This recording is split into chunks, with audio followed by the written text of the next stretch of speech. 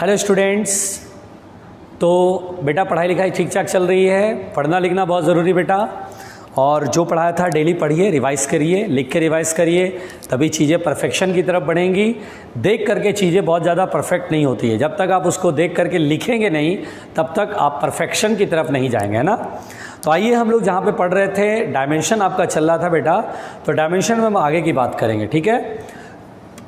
मान लीजिए बेटा, सपोज दैट हम लोग उसे कहेगा कि लेट अस सपोज फ्रीक्वेंसी का हमसे डायमेंशन कहेगा कि फ्रीक्वेंसी का डायमेंशन बताओ। फ्रीक्वेंसी, तो फ्रीक्वेंसी को बेटा न्यू से लिखते हैं, and it is 1 upon time period, and time period, time का डायमेंशन t, तो t की पावर -1, तो फ्रीक्वेंसी का डायमेंशन हो गया t की पावर -1। चलिए और भी देखते हैं। मान लीजिए प्लैंक्स कांस्टेंट का हमें कहेगा, प्लैंक्स कांस्टेंट का डायमेंशन बताइए, प्लैंक्स कांस्टेंट का डायमेंशन फाइंड करिए। तो प्लैंक्स कांस्टेंट के लिए फॉर्मूला क्या है, E बराबर h न्यू, याद है आपको, E बराबर h न्यू, ऑब्वियस सी बात है, याद होगा। तो h बराबर क्या होगा बेटा, E अपॉन न्यू। अब हम प्लैंक्स कांस्टेंट का डायमेंशन निकालेंगे। E क्या बेटा, एनर्जी, और न्यू क्या है, फ्रीक्वेंसी। एनर्जी का डायमेंशन mL2T-2 और फ्रीक्वेंसी का डायमेंशन T-1। तो प्लैंक्स कांस्टेंट का डायमेंशन होगा mL2T-1। This is the dimension of Planck's constant. तो आसान है बेटा, इजी था, है ना डायमेंशन। और भी बहुत सारी क्वांटिटीज़ है। फॉर्मूला अगर पता है तो आप सबका कर लेंगे ना। फॉर्मूला आपको पता होना चाहिए, तो कोई भी क्वांटिटी उससे रिलेटेड कोई फॉर्मूला तुरंत बना लेंगे, है ना भाई। चलिए, तो यहाँ तक मैंने आपको समझाया, क्या समझाया बेटा, डायमेंशन पढ़ाया। अब हम लोग बेटा आगे बढ़ते हैं। बहुत सारी क्वांटिटीज़ के डायमेंशन अभी हो सकते हैं, लेकिन सबका पढ़ना ज़रूरी नहीं है। फॉर्मूला होना ज़रूरी है। फॉर्मूला रहेगा तो इतने से ही बात समझ में आ जाती है कि इतने में ही कर लेंगे हम, ठीक है।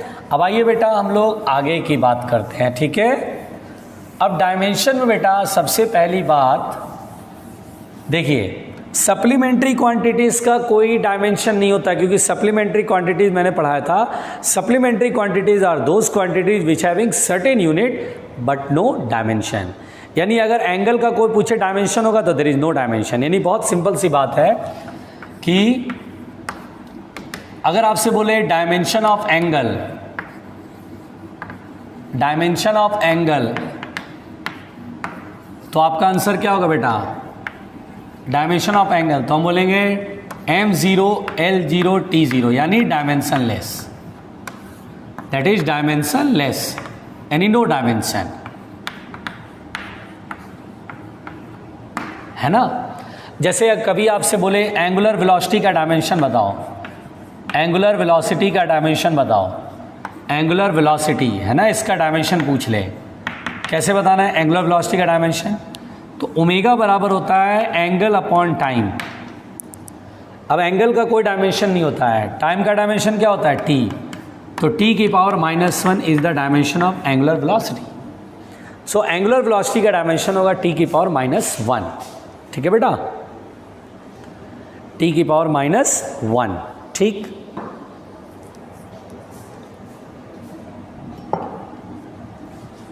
थर्ड है एंगुलर एक्सेलरेशन। एंगुलर एक्सेलरेशन, बहुत आराम से एंगुलर एक्सेलरेशन, तो एंगुलर एक्सेलरेशन को अल्फा से लिखते हैं। ये होता है rate of change of angular velocity. तो del omega by del T, angular velocity में चेंज। तो बेटा जो एंगुलर वेलोसिटी का डायमेंशन वही चेंज का भी डायमेंशन। एंगुलर वेलोसिटी का डायमेंशन क्या है, t की पावर -1, तो t की power -1 upon delta T is the t। Delta T क्या है, टाइम, टाइम का डायमेंशन t। तो अल्फा का डायमेंशन होगा t की पावर -2। कैसे, ये 1 ऊपर जाएगा, -1 -1 -1 -2। तो सिंपल सी बात है, ये देखिए आपके पास एंगुलर वेलोसिटी है, एंगुलर एक्सेलरेशन है, कैसे करते बेटा आपके सामने है ना। बहुत ही सिंपल है। डायमेंशंस ऑफ एंगल हमने देख लिया है। सप्लीमेंट्री क्वांटिटीज़ है। st रेडियन का भी डायमेंशन क्या होगा, तो no dimension m0 l0 t0।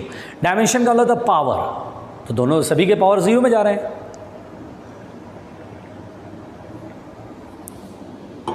आइए बेटा आगे पढ़ते हैं ध्यान से, है ना। चलिए भाई,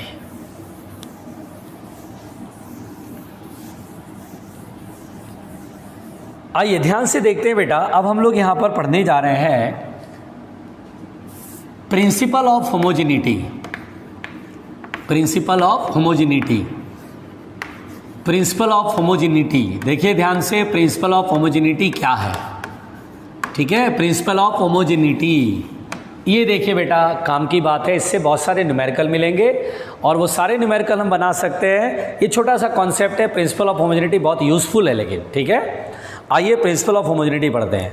प्रिंसिपल ऑफ होमोजेनिटी ये कहता है बेटा कि जब हम दो फिजिकल क्वांटिटीज या दो से ज़्यादा फिजिकल क्वांटिटीज को ऐड करते हैं, है ना, तो ऐड करते हैं या सब्ट्रैक्ट करते हैं तो उनके यूनिट और डायमेंशन सेम होने चाहिए।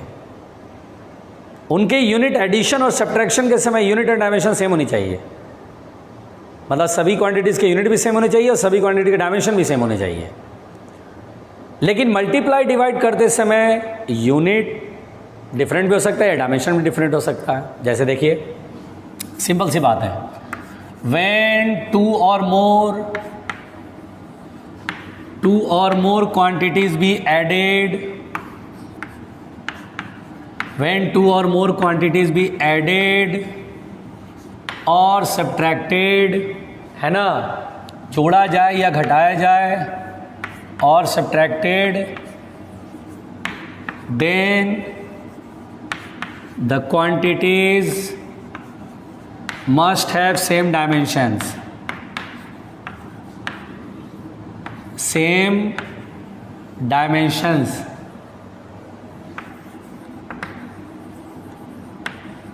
as well as the same units, as well as same unit, सबके डायमेंशन भी सेम हो और यूनिट्स भी सेम हो, है ना। But in case of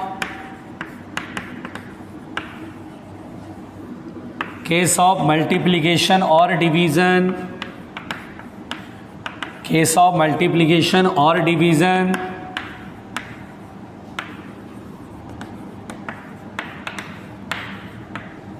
the dimensions में बी डिफरेंट।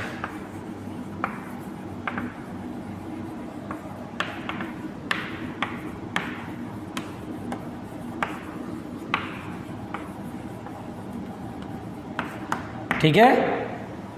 तो देखिए, प्रिंसिपल ऑफ होमोजेनिटी यही है कि जब दो या दो से अधिक क्वांटिटीज को ऐड करो या सब्ट्रैक्ट करो, उन क्वांटिटीज के डायमेंशन सेम होने चाहिए, साथ ही साथ सबकी यूनिट भी सेम होनी चाहिए। लेकिन मल्टीप्लाई और डिवाइड करते समय कुछ भी हो सकता है, डिफरेंट हो, सेम हो, कोई मतलब ही नहीं है। यानी ऐड जब करते हैं, सब्ट्रैक्ट करते हैं, तो ये बात बहुत ज़रूरी है बेटा। देखिए, मान लीजिए, सपोज दैट, मैं आपको एक एग्जाम्पल से समझाता हूँ।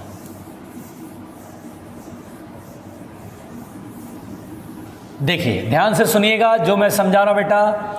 अगर मैं आपसे बोलूं कि क्या मास प्लस लेंथ पॉसिबल है, मास में लेंथ जोड़ रहे हैं, क्या is it possible, is it possible? जैसे मैं बोलूं 1 kg को 1 मीटर से ऐड कर रहे हैं, दिस इज पॉसिबल और नॉट? तो बोले सर पॉसिबल नहीं है, गलत है, ये बिल्कुल रॉन्ग। 1 kg में kg ही जुड़ेगा, 1 मीटर में मीटर ही जुड़ेगा। यानी ये दो क्वांटिटी है, दोनों की यूनिट अलग अलग है, क्या ऐड हो सकता है? नहीं, बिल्कुल ऐड नहीं होगा, क्योंकि ये अलग है, ये अलग है। ऐड तभी होगा जब सेम टाइप के क्वांटिटीज होंगे, उन्हीं को ऐड करेंगे। सब्ट्रैक्ट करेंगे सेम टाइप के क्वांटिटीज में मास सब्ट्रैक्ट होगा, मास में मास ऐड होएगा, लेंथ में लेंथ ऐड होएगा, लेंथ में लेंथ सब्ट्रैक्ट होएगा। मास और लेंथ ऐड नहीं कर सकते, मास और लेंथ सब्ट्रैक्ट नहीं कर सकते हैं। तो जो क्वांटिटीज ऐड होंगी वो सब सेम होंगी, एक जैसी होंगी। सेम टाइप ऑफ क्वांटिटीज में भी added or subtracted, same quantities को ही ऐड करेंगे और सब्ट्रैक्ट करेंगे, डिफरेंट क्वांटिटीज को ऐड और सब्ट्रैक्ट नहीं कर सकते हैं। ठीक है ना, समझ में आ रही बात? ये एडिशन यानी प्रिंसिपल ऑफ होमोजेनिटी बेटा। अब जैसे देखिए, बहुत क्लियर वर्ड्स में बोल रहा हूं, देखिए मल्टीप्लाई कर सकते हैं, जैसे डिस्टेंस और स्पीड इनटू टाइम, स्पीड और टाइम मल्टीप्लाई हो रहा है कि नहीं हो रहा है? मास में एक्सेलरेशन मल्टीप्लाई हो रहा है कि नहीं हो रहा है? तो मल्टीप्लाई और डिवाइड कर सकते हैं, ऐड और सब्ट्रैक्ट करते समय सेम टाइप का क्वांटिटीज होना चाहिए।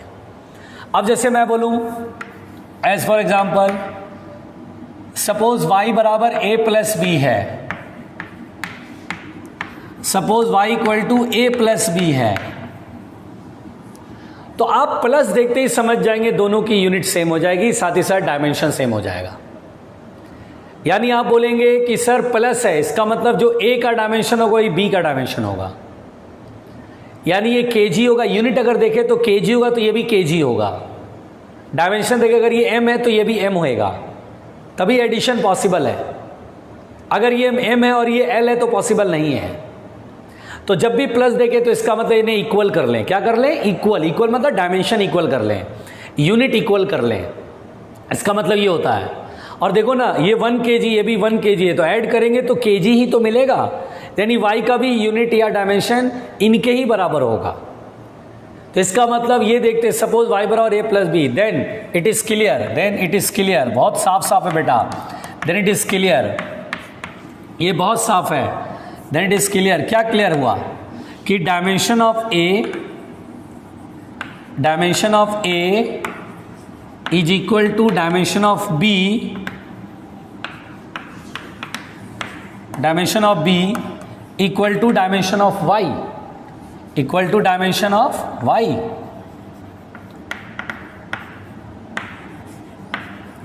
तीनों के डायमेंशन इक्वल हो जाएंगे, एकदम क्लियर, एकदम क्लियर।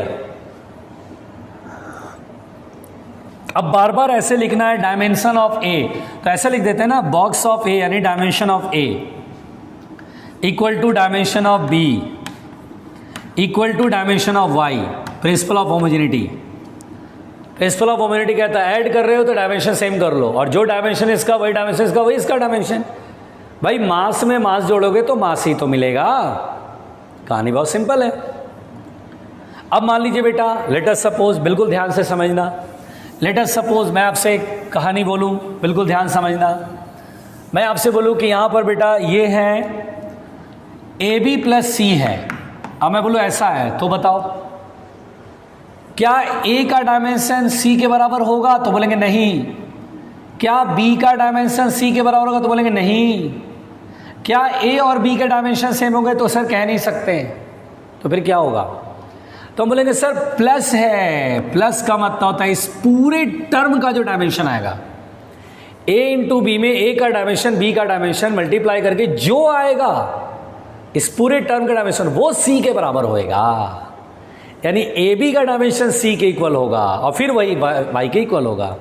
सो हम बोलेंगे it is clear that, it is clear that, बहुत सिंपल है बेटा, it is clear that the dimension of A B, ऐसे बॉक्स का मतलब डायमेंशन होता है ना, तो ए बी का dimension is equal to dimension of C is equal to dimension of Y. ये क्लियर करना है बेटा, बहुत सिंपल कहानी है। अगर ये समझ में आ गया तो काम हो जाएगा आपका, फिर न्यूमेरिकल बहुत तेजी से बनेगा। क्या ए का डायमेंशन सी के इक्वल है? आंसर है नहीं। क्या बी का डायमेंशन सी के इक्वल है? नहीं। क्या बोलेंगे?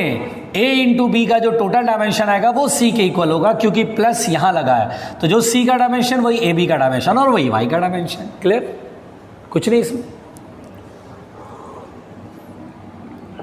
आइए सवाल बनाते हैं, तो प्रिंसिपल ऑफ होमोजेनिटी के क्वेश्चन समझ में आएंगे। आइए बेटा देखिए, क्वेश्चन बनाते हैं तो क्लियर होगा मामला, है ना। देखिए एग्जाम्पल, मान लीजिए if y is equal to लिखा है AT plus B, where y is the distance, y is the distance and t is the time, then find dimensions of A and B। ये क्वेश्चन है, ठीक। अगर आपको question समझ में आ रहा तो आप अटेम्प्ट ले लेना। तो कैसे करेंगे बेटा? सॉल्यूशन प्लस देखते हैं, इसका डायमेंशन इक्वल कर लेंगे, वही इसके बराबर, यानी dimension of AT is equal to dimension of B and it is equal to the dimension of Y। ध्यान देना, देखिए इन दोनों को इक्वेट कर लो, चूंकि y का डायमेंशन मालूम है, t का डायमेंशन मालूम है, तो बोलेंगे a का डायमेंशन इंटू t का डायमेंशन कैपिटल T की पावर 1, y क्या बेटा डिस्टेंस, डिस्टेंस का मतलब l की पावर 1, तो a का डायमेंशन कितना होएगा l upon t that is LT minus 1। And थोड़ा खोपड़ी लगाएंगे तो बोलेंगे सर ये t है और ये a और आना l है, डायमेंशन शुड बी l, तो LT माइनस 1 करेंगे तभी ना t से t माइनस 1 कटेगा तो l बच जाएगा। हैव सम खोपड़ी ना, तभी बनेगा। फिर यहाँ देखिए b का डायमेंशन y के इक्वल और y तो डिस्टेंस है, डिस्टेंस का डायमेंशन l की पावर 1, तो dimension of b is equal to l के बराबर आएगा, यानी b का डायमेंशन l के बराबर है। क्वेश्चन कैसे बन रहा है, इजी है बेटा, और बनाते हैं, परेशान मत होना, ठीक है। मान लो बेटा मैं ये क्वेश्चन में इक्वेशन केवल बदलता हूँ, ठीक है। मान लीजिए क्वेश्चन आ गया y equal to AT square plus BT cube. अब बोला कि where y is the distance, t is the time, बताइए a और b के डायमेंशन। अब इस क्वेश्चन को बनाना है, ठीक है। देखिए कैसे बनाऊंगा, अब हम डायरेक्ट करेंगे। देखिए अब हम डायरेक्ट करेंगे, हम बोलेंगे सर जो डायमेंशन है इसका वही डायमेंशन इसका प्लस है और वही डायमेंशन का, ये मालूम है l, तो पहले इन दोनों को इक्वेट कर लो, फिर इन दोनों को इक्वेट कर लो, यानी AT स्क्वायर का डायमेंशन y के इक्वल, a का डायमेंशन निकालना है, टाइम का डायमेंशन t कैपिटल T और पावर में 2 है, y का डायमेंशन l पावर में 1 है, चूंकि AT स्क्वायर इसके स्क्वायर रखेंगे। a का डायमेंशन कितना होएगा बेटा l अपॉन t स्क्वायर, ऊपर जाएगा LT माइनस 2, आ गया भाई a का डायमेंशन LT माइनस 2। b का डायमेंशन, तो अब इसको इक्वेट कर लेते हैं, यानी dimension of BT cube is equal to dimension of y। मुझे b का डायमेंशन निकालना है, तो b टाइम है, टाइम का t capital T power 3, y का डायमेंशन l की पावर 1, तो b का डायमेंशन होएगा LT माइनस 3, क्योंकि नीचे जाएगा फिर ऊपर करेंगे तो पावर माइनस में आ जाएगा, LT माइनस 3। आसान है, आसान है। इन छोटी छोटी बातों पे लोग घबरा जाते हैं, बोलते अरे यार बड़ा खतरनाक है, लेकिन बेसिकली तो खतरनाक है ही नहीं। अगर आप ध्यान दोगे तो लगेगा हाँ सर ये तो बहुत इजी है, ये तो कुछ भी नहीं है। और देखें, चलो और देखते हैं, परेशान मत होना बस। मान लीजिए बेटा क्वेश्चन इस तरह का है, मान लीजिए if v is equal to a plus bt by c plus t square. मान लीजिए ये है जिसमें v इज द वेलोसिटी, मान लीजिए बेटा v इसमें स्पीड है सपोज दैट, और t इज द टाइम, और हमसे बोला then find dimensions of A, B and C। चलो भाई पहले जो भी सवाल मैं दूं बेटा, पहले आप अब अटैम्प्ट करना सीखो, पहले आप अटैम्प्ट लो, है ना, पहले आप अटैम्प्ट ले लेना, बन जाए तो ठीक है फिर मिला लेना, और नहीं बने तो देखना ही पड़ेगा, है ना, कि कैसे बना। लेकिन आप अटैम्प्ट लो, कोई भी अब सवाल हम आगे कराएं तो क्या करना चाहिए, वीडियो रोक लो, फिर आप पहले देखो कैसे बनता है, बुद्धि लगाओ, चूंकि आप बुद्धि लगाओगे धीरे धीरे बुद्धि काम करेगा। अच्छा बुद्धि लगाओगे नहीं लगेगा तो तुम जब देखोगे सोल्यूशन बेटा तो आपको लगेगा अरे अच्छे हाँ ऐसे बनाते हैं, तो माइंड खुलेगा, डे बाय डे इम्प्रूव करोगे आप, ठीक है, डे बाय डे इम्प्रूव कर जाओगे। तो आइए ध्यान देते हैं बेटा, बहुत ईमानदारी से, जोर से बोलो, बहुत ईमानदारी के साथ। तो देखिए v is the speed, t is the time, find the dimensions of a, b and c। तो देखिए कैसे करेंगे बेटा, v स्पीड है, a, b, c का डायमेंशन निकालना, t टाइम है। पहले देखिए प्लस यहाँ पर, यहाँ से शुरू करिए, यहाँ प्लस है तो c equal to T square, जहाँ पे प्लस है वहाँ इक्वल कर लीजिए डायमेंशन, तो c का डायमेंशन t स्क्वायर के बराबर है। देखिए c का डायमेंशन तो ऐसे ही पता चल गया, कैपिटल T का स्क्वायर, है ना, m0 L0 T2, t की पावर 2, तो c का डायमेंशन निकल गया। चलिए अब देखिए यहाँ प्लस है तो हम बोलेंगे a का डायमेंशन v के बराबर है, इस पूरे का डायमेंशन v के बराबर, पहले प्लस है तो इसको इक्वल कर लेते हैं, a का डायमेंशन v के इक्वल, v क्या बेटा स्पीड क्या होगा LT माइनस 1, तो चलिए देखिए v का LT माइनस 1, तो ये देखिए a का डायमेंशन निकल गया। अब बेटा ए तो मिल गया, सी भी मिल गया, ए भी मिल गया, बी बच गया। तो इस पूरे का डायमेंशन किसके बराबर होगा? वी के एक बराबर। तो dimension of B T upon C plus T square का डायमेंशन वी के डायमेंशन के बराबर। अब देखिए बी का डायमेंशन निकालना है, टी का डायमेंशन कैपिटल टी की पावर 1 और ये टी स्क्वायर, ये भी टी स्क्वायर, तो डायमेंशन तो टी स्क्वायर ही रहेगा। ये मत कर देना कि T square plus T square 2t square. क्या 1 मीटर में 2 मीटर जोड़ते हैं तो 1 + 2 ही तो ऐड होता है कि ये मीटर और ये मीटर भी ऐड होता है? नहीं। उसी तरह डायमेंशन टी स्क्वायर तो डायमेंशन टी स्क्वायर। और वी का हो गया LT - 1, टी से टी कट गया, तो यहां पर बेटा बी का डायमेंशन होएगा LT - 1 इंटू टी,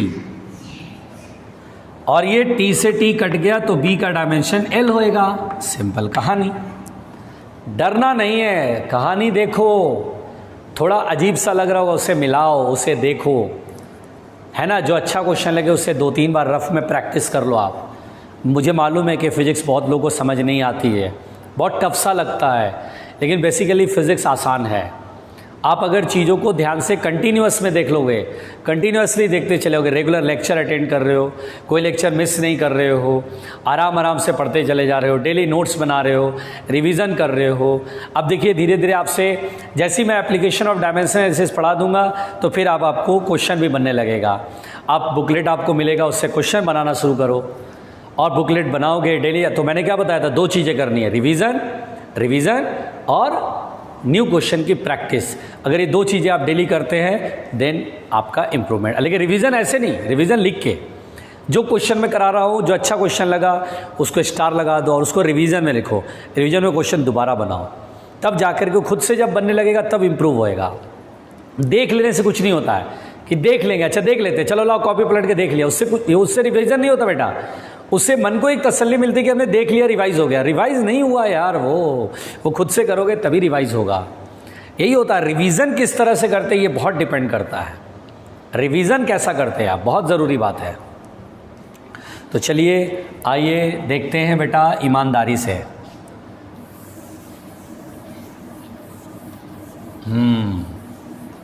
बहुत ही ईमानदारी से, बहुत ही ईमानदारी से। सवाल चल रहा है ना, चलो सवाल करते हैं। अब बेटा सबसे पहली बात आपको इसमें एक चीज याद रखना पड़ेगा कि ट्रिग्नोमेट्रिकल रेशियोज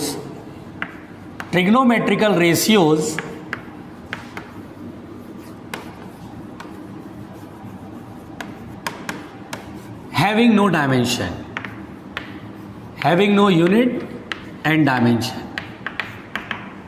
ट्रिग्नोमेट्रिकल रेशियोज में कोई यूनिट भी नहीं होता है और कोई डायमेंशन भी नहीं होता बेटा। जैसे मैं बोलूँ sign theta, cos theta, tan theta, इनको ट्रिग्नोमेट्रिकल रेशियोज कहते हैं। साइन 30 डिग्री 1/2 होता है, साथ में यूनिट तो नहीं लगाते हैं ना, कोई डायमेंशन तो नहीं बताते हैं ना उसका। तो ट्रिग्नोमेट्रिकल रेशियो जैसे sine theta, cos theta, tan theta, cot theta, sec theta, cosec theta, इनकी कोई यूनिट और डायमेंशन नहीं होती है। लॉगरिथम फंक्शन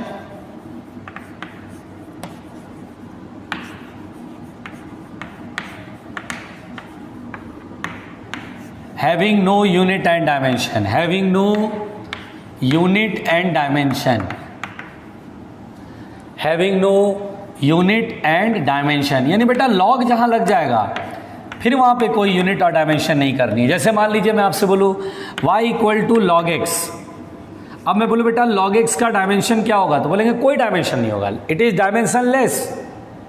जैसे याद करिए आपने पढ़ा था आइसोथर्मल प्रोसेस, कभी तो पढ़ा होगा। आइसोथर्मल प्रोसेस में वर्क डन का फॉर्मूला होता है 2.303 nRT log V2/V1, ऐसा पढ़ा था ना बेटा। अब मैं बोलूँ ये log का टर्म, इसका डायमेंशन क्या होगा, तो no dimension, no unit no dimension. जहाँ log लग जाएगा उस वाले टर्म को हम बोलेंगे, इस यहाँ log वाला टर्म होगा, log वाले टर्म का कोई डायमेंशन नहीं होता है। तो जहाँ जैसे ये log x है, no dimension, log x complete, इसका कोई डायमेंशन नहीं, इसका कोई डायमेंशन नहीं, नो डायमेंशन, ठीक है ना। जैसे यहाँ पर देखिए SHM का इक्वेशन पढ़ा था a sin ओमेगा t, तो sin ओमेगा t में ये पूरा टर्म का कोई डायमेंशन नहीं होगा, ट्रिग्नोमेट्रिकल रेशियोज का कोई डायमेंशन नहीं। जैसे ये एग्जाम्पल है, जैसे यहाँ एक एग्जाम्पल लिया, तो बेटा ट्रिग्नोमेट्रिकल रेशियो जो लॉगरिथमिक फंक्शन हो इसका कोई डायमेंशन नहीं होता है। ठीक, बहुत ध्यान से सुनिएगा, फिर सुनिए। Exponent function, functions having no unit and dimensions, है ना, कोई यूनिट और डायमेंशन नहीं होता है बेटा।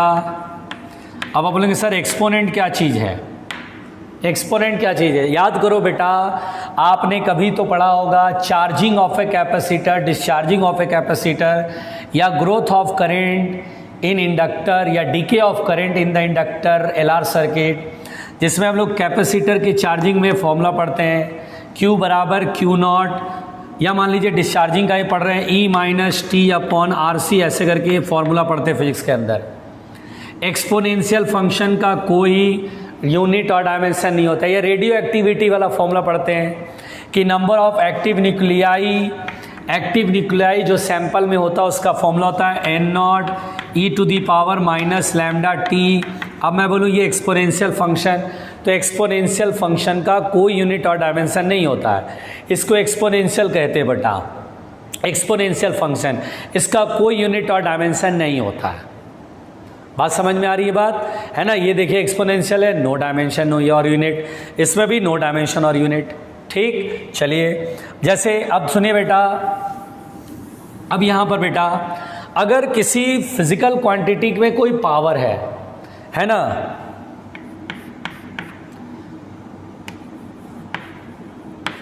The power raised on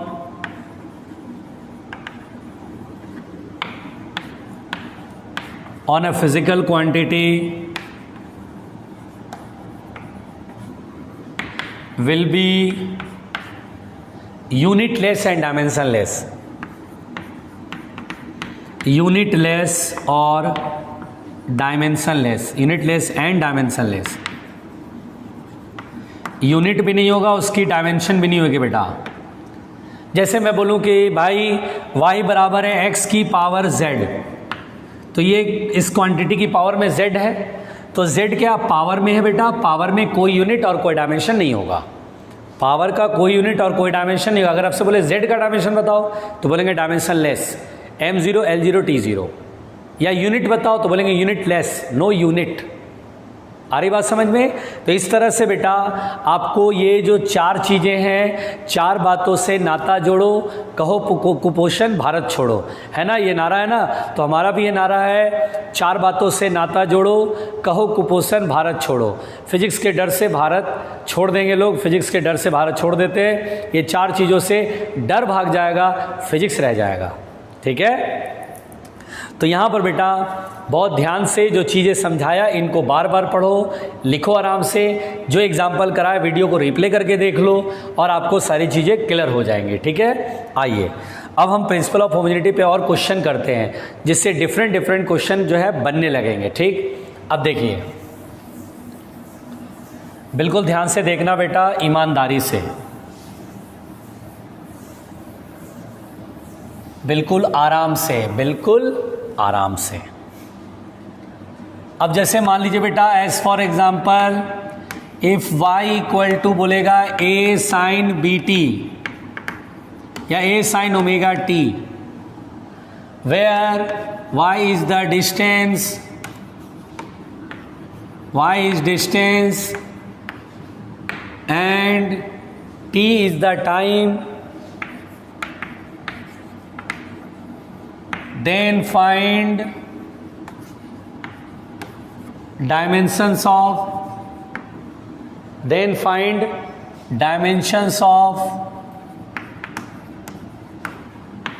a and omega। तो देखिए बेटा इस क्वेश्चन को कैसे बनाएंगे, आसान है बेटा, बहुत इजी है। कैसे करेंगे?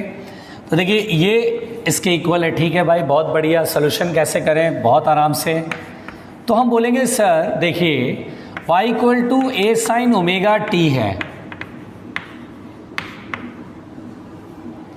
तो बेटा ये साइन थीटा है, और अभी बताया साइन थीटा ट्रिग्नोमेट्रिकल रेशियो जिसका कोई डायमेंशन नहीं होता है। तो हम क्या बोलेंगे? Dimension of y is equal to only the dimension of a, क्योंकि ये तो डायमेंशन लेस है, ये खत्म हो गया, ये दोनों इक्वल हो जाएंगे डायमेंशन में। तो a की डायमेंशन y के इक्वल, और y क्या है? डिस्टेंस, तो डिस्टेंस का डायमेंशन l, तो जी हो गया जी। देखो a का डायमेंशन l आएगा। फिर ओमेगा का डायमेंशन निकालना है। देखो ये ओमेगा भी तो है, ओमेगा कहाँ? यहाँ है। ओहो हो, ओमेगा टी तो यहाँ। ये क्या होता है? एंगल 30 डिग्री, 45 डिग्री, 60, ये तो एंगल के जगह पर है। तो ओमेगा टी क्या रिप्रेजेंट करता है बेटा? Angle. Omega T is the angle. अगर आप ध्यान से दिमाग लगाओ, एंगल डायमेंशन लेस है, ये टाइम t है तो इसको t माइनस 1 होना पड़ेगा, तब ना t into T minus 1 cut के डायमेंशन लेस हो जाएगा, तो ओमेगा को t माइनस 1 होना पड़ेगा। या फिर ऐसे बनाओ कि ओमेगा t डायमेंशन लेस होगा, एंगल का कोई डायमेंशन नहीं होता है, m0 l0 t0, तो ओमेगा बराबर होगा टाइम डिवाइड में जाएगा, यानी 1/t that is t minus 1, या m0 l0 t minus 1। Simple है, कुछ नहीं है, कुछ नहीं। अगर आप देखो ध्यान से तो कुछ भी नहीं है, सिंपल कहानी है बेटा। आपका डर है, आपको परेशान कर रहा है, डरना ही तो नहीं है, डरना नहीं है, बहुत सीधा सीधा का मामला है, ठीक है। तो चलो ईमानदारी से सुनते हैं, जोर से बोलो, ईमानदारी से सुनते हैं। मिटा दें? तो चलो भैया मिटाते हैं। बहुत भारी क्वेश्चन था, देखो मैंने कैसे बनाया, डरना नहीं है। अगला क्वेश्चन लेते हैं, है ना। मान लो बेटा अगर मैं बोलूं,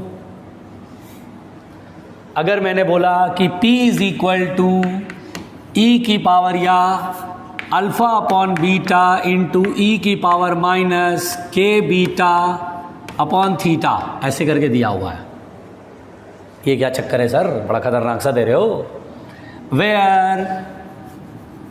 where P is the pressure,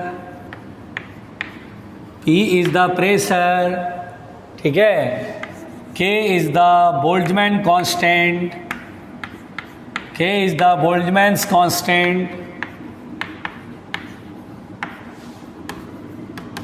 theta is the temperature, then find dimensions of alpha and beta। ये क्वेश्चन कैसे बनेगा?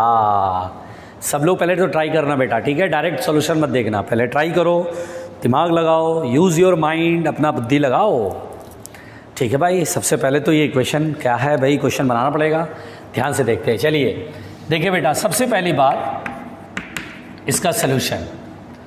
तो देखिए P इज इक्वल टू लिखा है अल्फा अपॉन बीटा ई की पावर माइनस के बीटा अपॉन थीटा।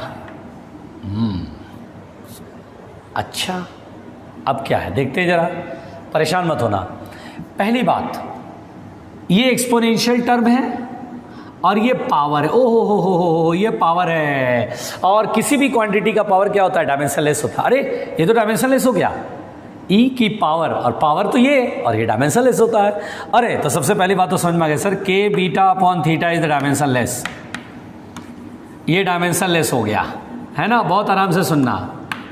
तो चलो सर इजी हो गया। अच्छा लेकिन के क्या है? Boltzmann constant. देखो के क्या है? Boltzmann constant. डायमेंशन तो याद नहीं है, तो हम लोग यहाँ पर बेटा बहुत पहले मैंने डायमेंशन जब पढ़ाया था तो P V equal to N K T समझाया था। इसमें के मतलब के भी कर लो, ज़्यादा बुद्धि मत लगाओ, के भी कर लो, P V upon N T. और याद करो बेटा, प्रेशर इंटू वॉल्यूम मैंने बताया था वर्क के बराबर, यही सब मैंने बोलता रिवाइज करो, मैंने बोला था रिवाइज करो, यूज़ आता है बेटा, आगे सब इस्तेमाल होता है, सब एक दूसरे से कनेक्टेड हैं, अलग अलग नहीं हैं, सब कनेक्टेड हैं। फिजिक्स सब कनेक्टेड है, फिजिक्स का सारी चीज़ें कनेक्टेड है आपस में। Pressure into volume is the work, work का डायमेंशन ml2 t-2, n क्या है, नंबर ऑफ पार्टिकल्स या नंबर ऑफ मॉलिक्यूल्स, जिस नंबर है तो नंबर का कोई यूनिट, कोई डायमेंशन नहीं। t क्या है, टेम्परेचर, k कर लो, k-1, वही यहाँ लिख देते हैं। चलो डायमेंशन इसका मतलब क्या हुआ, dimension of k beta upon theta is m0 L0 T0। Dimension इसका m0 L0 T0। बस करना क्या है, वेरी सिंपल है यार, जोर से बोलो वेरी सिंपल यार, है नहीं कुछ, खामखा लोग परेशान होते हैं भाई। चलो भाई, मुझे बीटा का डायमेंशन निकालना है, थीटा उधर जाएगा, के नीचे जाएगा, ये तो भूल ही जाओ। तो बीटा का डायमेंशन होगा, थीटा ऊपर जाएगा, के नीचे होएगा, थीटा का डायमेंशन, टेम्परेचर इसको के से लिख देते हैं, और के क्या है, ये के भी है बेटा, बोल्ट्जमैन कांस्टेंट क्या आया था, ml2 t-2 k-1, ml2 t-2 k-1। Sir beta का डायमेंशन आएगा m-1 l-2, ये 2 पर जाएगा t⁻², ये -1 पर जाएगा +1 k2। सर बीटा का डायमेंशन ये होएगा। लो जी हो गया। खामखा लोग जान देते हैं, परेशान हो जाते हैं, सर मेरे को नहीं आ रहा। ये तो बहुत इजी है। क्या समझ में आया, बीटा कैसे निकाला, ये पावर है, ई की पावर, पावर में जैसे ही चला जाएगा कोई चीज़ तो आपको बोलना है वो डायमेंशनलेस है बेटा। ये डायमेंशनलेस है, देखिए डायमेंशनलेस, इसमें हमने बीटा का डायमेंशन निकालना है, थीटा ऊपर गया और के नीचे आ गया। बस थीटा क्या है, टेम्परेचर, टेम्परेचर का के होता है बेटा, केल्विन के, है ना। और यहाँ के भी ml2 t-2 k-1, ये तो समझाया ही। तो सीधी सीधी बात है। अब मेरे को बीटा मिल गया सर, अब अल्फा निकालना है। अब एक बात बताओ, पूरा ये एक्सपोनेंट का टर्म का डायमेंशन क्या होगा, नहीं होएगा। यानी प्रेशर का डायमेंशन सिर्फ किसके बराबर होगा, अल्फा बाई बीटा। ये तो डायमेंशनलेस है, क्योंकि मैंने क्या बताया बेटा, एक्सपोनेंशियल फंक्शन डायमेंशनलेस होता है, एक्सपोनेंट टर्म का डायमेंशन नहीं होएगा। तो it is clear that pressure का डायमेंशन किसके बराबर होगा, अल्फा बाई बीटा के बराबर होएगा। मुझे किसका डायमेंशन निकालना है, अल्फा का, तो अल्फा बराबर होगा प्रेशर का डायमेंशन इंटू बीटा। और प्रेशर का डायमेंशन तो यहाँ पर वीडियो देखने वाले मैक्सिमम लोग प्रेशर भूल चुके होंगे, वो दिमाग पे ज़्यादा प्रेशर नहीं लेते, है ना। उनको लगता है फिजिक्स कैसे होता है, फिजिक्स होता है फॉर्मूला रखो, एग्जाम में फॉर्मूला रखो and get the answer, put the formula get the answer. बेटा वो ज़माना बदल गया, ये ज़माना है अलग, ये नेशनल लेवल का एग्ज़ाम है बेटा। अब क्वेश्चन जो है वो NTA बनाता है, नेशनल टेस्ट एजेंसी, और क्वेश्चन एनालिटिकल, कंसेप्चुअल, एकदम आपको अगर आप आएगा, क्वेश्चन समझ में आएगा, कॉन्सेप्ट क्लियर है तभी बनेगा। ऐसा नहीं है कि पहले की तरह डायरेक्ट आता था कि ये है इसी फॉर्मूले पे क्वेश्चन आना है, ऐसा नहीं होता बेटा। अब ये नया दौर है, इसमें एग्जामिनेशन का फॉर्मेट बहुत बदल गया, इसलिए आपको फॉर्मेट पकड़ना होगा, थोड़ा आपको अच्छे से पढ़ना होगा, आपको एनालिटिकल स्टडी करना होगा, एवरी पॉइंट से आप वाकिफ़ हो, हर चीज़ का रीज़न पता हो, है ना। न्यूमेरिकल की एक अच्छी प्रैक्टिस हो, न्यूमेरिकल की एक अच्छी प्रैक्टिस रहेगी तभी एग्जामिनेशन में न्यूमेरिकल बनेगा। आप देख रहे हैं ना NTA वाले न्यूमेरिकल दे रहे हैं, न्यूमेरिकल किस तरह का दे रहे हैं, ऐसे नहीं put the formula get the, ना आप बनाओ उसको, उसमें 2-3-4 स्टेप होगा तब जाके वो बनेगा। और वो सारी चीज़ें आएंगी बेटा जब आपको ये सारा प्रॉपर प्रैक्टिस करा दिया जाएगा। इसलिए मैं आपको बोलता हूँ कि डेली रिवाइज करो, डेली न्यू क्वेश्चन की प्रैक्टिस करो। रिवीजन में पुराना क्वेश्चन भी प्रैक्टिस हो जाएगा। जैसे ये सब क्वेश्चन करा रहा हूँ तो बहुत बच्चों को आदत हो, अच्छा ये क्वेश्चन है, अच्छा ये तो किसी काम के नहीं। अरे बेवकूफ़, नोट्स में एक ही में बनाओ। कौन सा वो नोट्स आप जो है सदियों तक संभाल के रखने वाले हो कि आज से 500 साल बाद जब इतिहास खोजा जाएगा तो आपका ये कॉपी ढूंढा जाएगा, उसी कॉपी में ही ये क्वेश्चन लगाइए। इस क्वेश्चन जो मैं बोर्ड पे बनाता हूँ, शॉर्ट एग्जाम्पल कराता हूँ उसी कॉपी में, ताकि रिवीजन में थ्योरी भी हो साथ में शॉर्ट एग्जाम्पल भी हो। वो सारे शॉर्ट एग्जाम्पल आपको खुद से बनाने हैं। अच्छे वाले एग्जाम्पल आप पहले स्टार लगाए कि अच्छा क्वेश्चन सर ने कराया, अब वो क्वेश्चन रिवीजन में आपको लेने हैं, वो क्वेश्चन खुद से बनाने हैं, तब जाके रिवीजन का देखना नहीं होता बेटा। यही वो डिफरेंस है कि रिवीजन का मतलब क्या होता है। रिवीजन का मतलब अगर समझ में आ गया तो सिलेक्शन हो जाता है। बहुत तो रिवीजन का मतलब सोचते हैं केवल देख लेना बात खत्म, नहीं बेटा, वही सारे क्वेश्चन दोबारा बनाइए। इसे बोलते हैं ना रिवीजन एंड न्यू क्वेश्चन की प्रैक्टिस। ये दो काम ऐसे होते हैं जिसमें बहुत टाइम लग जाता है, और यही टाइम मैनेजमेंट है बेटा। आपको मैंने ये नहीं बोला कि आप थ्योरी पढ़ो, आप आगे की चीज़ें पढ़ो, नहीं, वो मैं पढ़ा दूंगा आपको कुछ नहीं, टेंशन नहीं लेना है कि सर मुझे बुक पढ़नी होगी, नहीं, बुक नहीं पढ़ना, आपको क्वेश्चंस बनाने उस बुक से। आपको कोई थ्योरी नहीं पढ़नी, आप इंटरनेट पे खाक मत छान लेना। इंटरनेट पे तो बहुत मटेरियल्स मिल रहा है, लेकिन वो सारे के सारे आपको डिसअपॉइंट करेंगे। हमेशा कहा जाता है एक सिस्टम को फॉलो करिए। इंटरनेट में बहुत सारे ऑप्शंस है, आप अभी गूगल पे कुछ भी सर्च करेंगे बहुत सारे वीडियोस खुल जाएंगे।